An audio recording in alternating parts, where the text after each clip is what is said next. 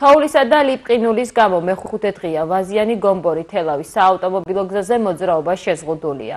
გზის ამ მონაკვეთზე გადაადგილება დაშვებულია მხოლოდ მაღალი გამავლობის ავტომობილებით. ადგილზე ვითარებას საპატრულო ეკიპაჟები აკონტროლებენ. ინტენსიურ რეჟიმში ყრიან ტექნიკურ მარილს. ძლიერი ყინვისა და ნალექის გამო კი თელავში დღის პირველ ნახევარში მუნიციპალური ტრანსპორტი არ მუშაობდა.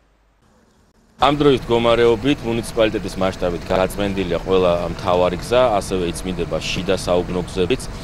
დღეის მდგომარეობით უკვე ამ წუთას აღდგენილია მუნიციპალური ტრანსპორტის ყველა მარშრუტი, როგორც აკურის, იყალთოს და დაფარეულის მიმართულებით.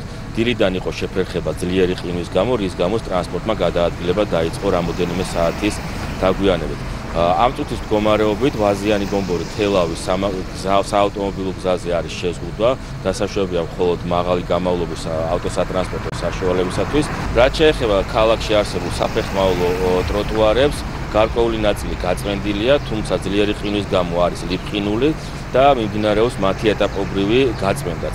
გზები ასევე გაწმენდილია სამედიცინო და სასწავლო დაწესებულებებთან მისასვლელ ადგილებამდე.